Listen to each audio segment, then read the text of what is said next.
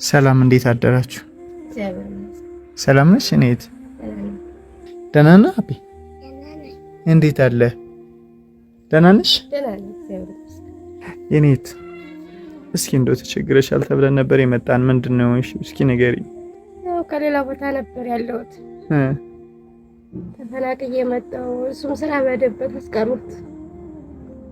ልጆችን ይዤ መጣሁ። ነጋገር አልችልም። የሰውበት አፍሽን ማድር ሁለት ልጆች አሉኝ። መማር እየፈለጉ መሩ ሌላው ቀርቶ በርበሬ መሸመታች። አሁን ቤትሽን ሳይው ባዶ ነው እና ምንድነው አሁን ለለት እንኳን ህፃኖቹን አብልተሻቸው ምታድሪ?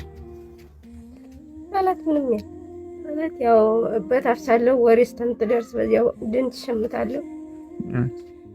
ያቺ ስተምታቅ ደግሞ በቃ መልስ ወሬ ማለት። ሰላም እንዴት ናችሁ ውድ ቤተሰቦቼ? እቺን የምታዩት እህታችን የሁለት ልጆች እናት ናት። ከሌላ ቦታ ነው ተፈናቅላ የመጣች። ነገር ግን ከቤቷ ምንም ነገር የላት፣ የሚቀመስ ለለት እንኳን የለም። እንደምታዩት ህፃኖቹም እሷም የሚተኝ እንኳን እዚች ውስጥ ነው። እንግዲህ ከቤቷ ለለት እንኳን ምንም አይነት ነገር የሚቀመስ የላትም። እዚህ ጋር የምታዩት እንጨት ብቻ ነው። የሰዎች በት እየጠረቅሽ ስንት ብር ነው የሚከፈልሽ? አሁን ለባ 600 የአንድ ላም 150 እኮ። ስለዚህ የአራት ከብት የዙር ማለት 150 ብር ይከፈልሻል። 600 ብር በወር ታገኛለሽ። ከዛ ውጭ ምን ትሰሪያለሽ? አንድ ሰፌድ ለወር ቆርጣለሁ። 350 ብሸጣለሁ። ላይሸጥም ይችላል።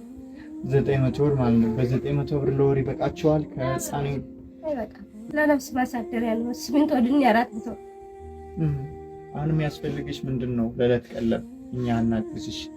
ሳሙና፣ የሌሊት ልብስ፣ አልጋ ልብስ ቢሆን ደስ ይላል። እሺ፣ ሽሮ በርበሬ ለለት የሚፈልግ ለለት ቀለብ። አዎ። ስለዚህ ጠብቂኝ፣ እኛ መጣን። እሺ፣ እሺ።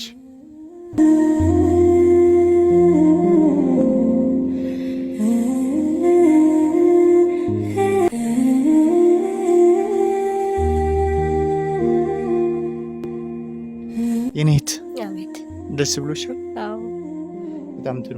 ይኸውልሽ ይሄንን ጤፉን፣ በቆሎውን እንደገና ደግሞ ይሄ ምኝተውን ሁሉን ያደረጉልሽ የማርያም ማህበርተኞች ናቸው። እነሱን ጸልይላቸው፣ መርቂያቸው ለአንዳንድ ነገር እንዲሆንሽ። እቺ 5000 ብር ናት። እሺ እቺን ያዝ ነው። አሜን። መርቆ ጤናና እድሜ ይስጥልን። አሜን። እግዚአብሔር ይስጥልን፣ ያቆይልን። አሜን። አቋጣሪ አትጡ። አሜን።